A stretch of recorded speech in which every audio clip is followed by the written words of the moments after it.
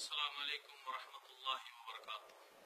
ബഹുമാനപ്പെട്ട സുഹൃത്തുക്കളെ, എനിക്ക് പറയാനുള്ളത് നമ്മുടെ നാട്ടിൽ കൂടുതലായിട്ട് ഇപ്പം കാണാൻ സാധിക്കുന്നത് നമ്മളെ ഉമ്മത്തികളിൽ ഭിന്നിപ്പാണ്. ഇതിനു വേണ്ടി മുൻകൈയെടുക്കണം, പണ്ഡിതന്മാർ മുൻകൈയെടുക്കണം. എന്താണ് അവസ്ഥ? ഇന്ന് മംഗലാപുരത്ത് വളരെയധികം ദയനീയമായ അവസ്ഥയാണ് നമ്മൾ കണ്ടുകൊണ്ടിരിക്കുന്നത്. ഖബർ പൊളിക്കാതെ എന്ത് കഥയത് ഇസ്ലാമിന്റെ അകത്ത്, നമ്മളെ ഈ ദീനിന്റെ അകത്ത് നടന്നുകൊണ്ടിരിക്കുന്നത്. ഇതിനായിട്ട് ആരും ഒരു മുൻകൈ എടുക്കുന്നില്ല. എന്താണ് കാരണം? ഒരു ഉമ്മത്തികൾ തമ്മിൽ ഇങ്ങനെ അടിച്ചിട്ട് പല പ്രശ്നങ്ങളും ഉമ്മത്തികളെ മേലിൽ വരുന്നത് എന്തുകൊണ്ടാണ് ആരും മുൻകൈ എടുക്കാതെ കാരണം എന്തെന്ന് അറിയുന്നില്ല. ഇങ്ങനെ വിഭാഗീയത ചെയ്തിട്ട് ആർക്ക് ഇതിന്റെ ലാഭം കിട്ടുന്നത്? നിങ്ങളൊന്ന് ആലോചിച്ച് നോക്കിയാൽ ആർക്ക് ലാഭം കിട്ടുന്നതിന്റെ? AP, EK, Mujahid, Sunni, Tabligh. അപ്പൊ ഇതെല്ലാം ഏത് വിഭാഗം, എന്ത് വിഭാഗം, ഏടത്തേക്ക് പോകാനുള്ളത്?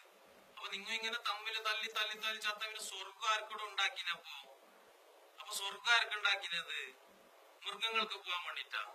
മനുഷ്യന്മാർക്ക് പോകാൻ? അള്ളാന്റെ ഇത്ര നല്ല പൊന്നു പോലത്തെ ദീന് നിങ്ങൾ വിളിക്കിട്ടായിട്ട് നിങ്ങൾ നബി സല്ലല്ലാഹു അലൈഹി വസല്ലം തങ്ങളെ സുന്നത്ത് പൂർണ്ണമായിട്ടും സുന്നത്ത് കാറ്റിൽ പറത്തിയിട്ട് നിങ്ങൾ തമ്മിൽ ഇങ്ങനെ അങ്ങോട്ടും ഇങ്ങോട്ടും AP, EK ഏടുന്ന് വന്നത്?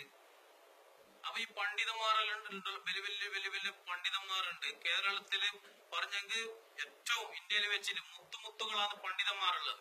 അപ്പൊ ഇവരെല്ലാം ഇങ്ങനെ സൈലന്റ് ആയിരിക്കുന്ന കാരണം എന്തെന്ന് അറിയുന്നില്ലാലോ.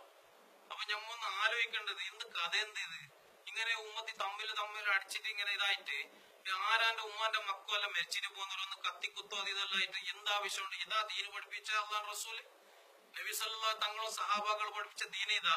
പണ്ഡിതന്മാർ നിങ്ങളെല്ലാം നല്ല ഇൽമെല്ലാം പഠിച്ചിട്ട് വലിയ ദർജയിലുള്ള ആൾക്കാരാണ്. നിങ്ങൾക്ക് ജീവിതത്തില് എല്ലാം അറിയണം. എന്നിട്ട് ഉമ്മത്തികൾക്ക് പറഞ്ഞു കൊടുക്കേണ്ടത് നിങ്ങളെ കടമയാണ്. ഇല്ലെങ്കിൽ ഇൻഷാ അല്ലാഹു തആല നാളെ അല്ലാഹു തആല നിങ്ങളെ ആഖിറത്തിൽ ചോദ്യം ചെയ്യും. ഓന്റെ കോടതിയിൽ ആടെന്ന് ഊരിട്ട് പോയാൽ ഏതൊന്നും കയ്യല. അത് വിചാരിക്കണം. പിന്നെ ഞമ്മോ ഒരു പണ്ഡിതൻ എന്ന് പറഞ്ഞിട്ടായിട്ട് ഞമ്മോ തലയിൽ കയറ്റി വെക്കലല്ല. അയാളെ ആ രീതിയിൽ ഞമ്മോ നീങ്ങണം. ശരി തന്നെ, സുന്നത്തുപരമായ രീതിയിൽ ഞമ്മോ നീങ്ങണ ആൾ പറഞ്ഞു കൊടുക്കുക. പക്ഷെ അയാളും നല്ല ചെയ്യണാലോ. ഒരേ ഓർഫനേജ് തുറന്നിട്ട് ആളുടെ ഇതാകിയ കാര്യമില്ല. ഇങ്ങനത്തെ കാര്യങ്ങളിൽ ഇടപെടണം. ഏത് പണ്ഡിത, ഈക്കന്റെ ആയെങ്കിലും AP ആയെങ്കിലും മുജാഹിദ് ആയെങ്കിലും ഏത് തബ്ലീഗ് ആയാലും ഇങ്ങനത്തെ കാര്യങ്ങളിൽ ഇടപെട്ടിട്ട് ഉമ്മത്തിനെ ഒന്നിപ്പിക്കണം. അതാണ് ചെയ്യേണ്ടത്. അല്ലാണ്ട് തമ്മിലെടുപ്പിക്കലല്ല. അതിന് വലിയ പണ്ഡിതന്മാർ അതിന് മുൻകൈ എടുക്കണോ, എന്നിട്ട് ഒരു ഇത് വിളിക്കണോ, അതിന് സമ്മേളനം വിളിച്ചിട്ട് ആൾക്കാരെ ഉമ്മത്തികളെ കൂട്ടണോ, എന്നിട്ട് അവരെ കോത്ത് പിടിച്ച് സലാം ചെയ്യണോ. ഇപ്പോഴത്തെ ഒരു അവസ്ഥ കണ്ടില്ല നമ്മുടെ നാട്ടില്. സലാം പറയുന്നില്ല.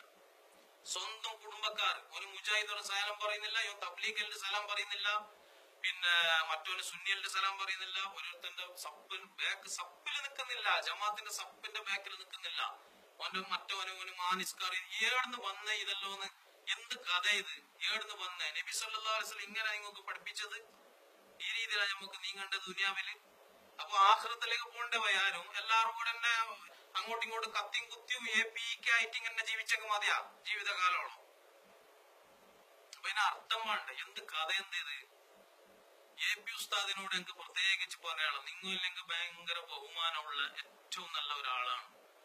എനിക്ക് ഭയങ്കര ബഹുമാനം നിങ്ങളെ അടുത്ത്. കാരണം ഇല്ലെങ്കിൽ അതിൽ വേറെ കഥയുണ്ട്.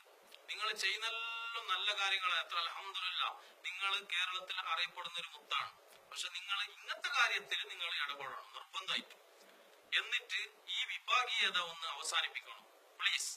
എന്നിട്ട് ഉമ്മത്തികളെ ഒന്നാക്കുക. അതിൽ ശക്തിയുണ്ട്, ഖൈറുണ്ട്. കുന്തും ഖൈറ ഉമ്മത്തൻ ഉഖ്രിജത്തു ലിന്നാസ് അല്ലാഹു സുബ്ഹാനഹു വ തആല ഖുർആനിൽ പറഞ്ഞിട്ടുണ്ടെങ്കിൽ അത് തീർച്ചയായിട്ടും ഉണ്ട്. അത് ചെയ്യേണ്ട കടമയായിരുന്നു.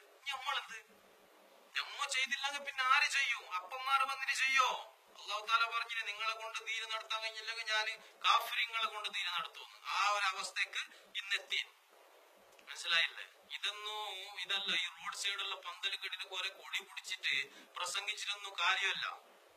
ഇതെല്ലാം ബാക്കിയുള്ള ആൾക്ക് കൈകൊട്ടി ചിരിക്കാനേ ഇത് വഴി തുറന്നു വെക്കൂ. അല്ലാണ്ട് ദീനിയായിട്ട് ഒരു ബന്ധമില്ല.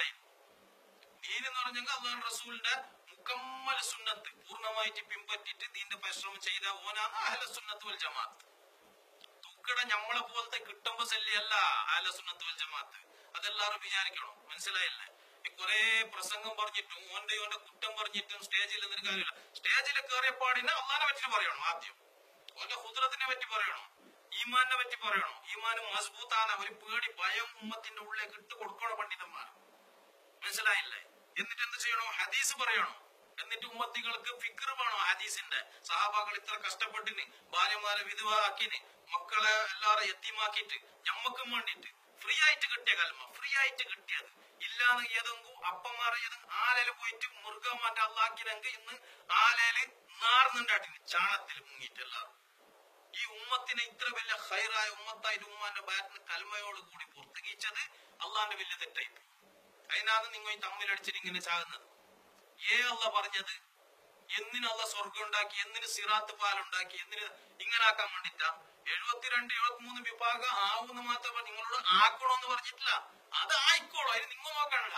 നിങ്ങൾ മുറുക്കിപ്പൊടി, ഒന്ന് കെട്ടിപ്പൊടി അങ്ങോട്ട് ഇങ്ങോട്ട് മുത്ത് സലാം പറ. നിസ്കരിക്കും ഓന്റെ വേക്കില്. നിന്റെ നിയത്തല്ല നിങ്ങക്ക് വലുത്. നീ എന്തിനു ഓന് മുജാഹിദ്, ഓന് തബ്ലീഗ്, ഓന് സുന്നി നോക്കുന്നത്? നിസ്കാരം ഒന്ന് എല്ലാവർക്കും, ഖുർആനും ഒന്ന്, അല്ല ഒന്ന്, നബി ഒന്ന്, ഹദീസ് ഒന്ന്.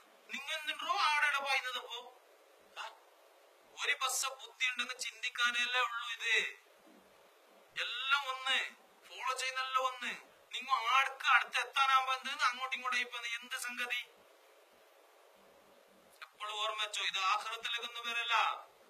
ഏത് രാഷ്ട്രീയക്കാരായാലും, എത്ര വലിയ പ്രധാനമന്ത്രി ആയാലും, പ്രസിഡന്റ് ആയാലും, എത്ര വലിയ സൂഫി വര്യനായാലും, ഒറ്റക്ക് ഖബറിന്റെ ഉള്ളില് എപ്പോഴും ഓർമ്മ വെച്ചോ, ഒറ്റക്ക് ഒരു കുഞ്ഞു പേരല്ല ആടെ അള്ളാഹ്ക്ക് ജവാബ് കൊടുത്തോളണം. അത്ര തന്നെ.